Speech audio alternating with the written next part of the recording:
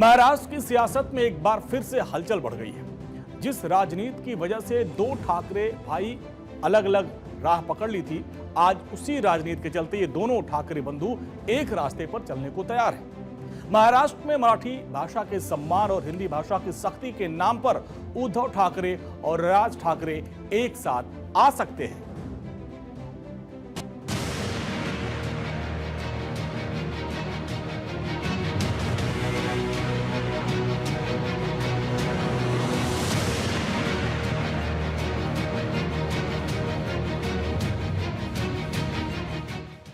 महाराष्ट्र के स्कूलों में हिंदी भाषा को अनिवार्य बनाए जाने के मुद्दे ने उद्धव ठाकरे और राज ठाकरे को एक बार फिर से साथ आने का मौका दे दिया है। जानकारी के मुताबिक इस मुद्दे को लेकर उद्धव और राज ठाकरे एक साथ आंदोलन करने वाले हैं। उद्धव और राज ठाकरे के साथ आने की अटकलें कई दिनों से चली आ रही हैं, लेकिन अब हिंदी मराठी की लड़ाई ने दोनों को तत्काल मौका दे दिया कि इस मुद्दे पर जमकर राजनीति की जाए। भाषा विवाद की आड़ में राज ठाकरे और उद्धव ठाकरे एक साथ एक मंच पर 5 जुलाई को आंदोलन करेंगे। मराठी अस्मिता और मराठी भाषा के लिए दोनों ठाकरे बंधु एकमत हो गए हैं, एकजुट हो गए हैं। इस पर अब एनसीपी ने भी उनका साथ और समर्थन दिया है।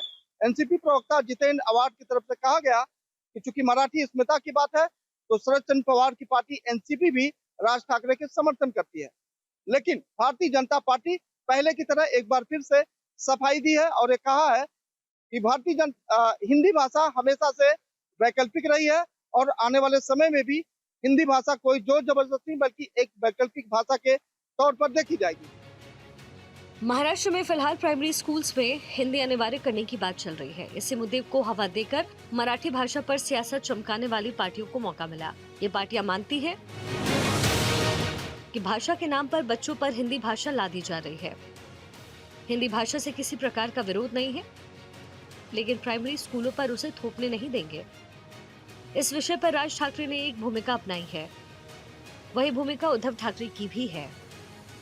प्राइमरी स्कूल में क्लास 4वीं तक का जो आपने निर्णय लिया है त्रिसूत्री भाषा सूत्र का, कि हम तीसरी भाषा हिंदी का आपको अब कंपलसरी करेंगे।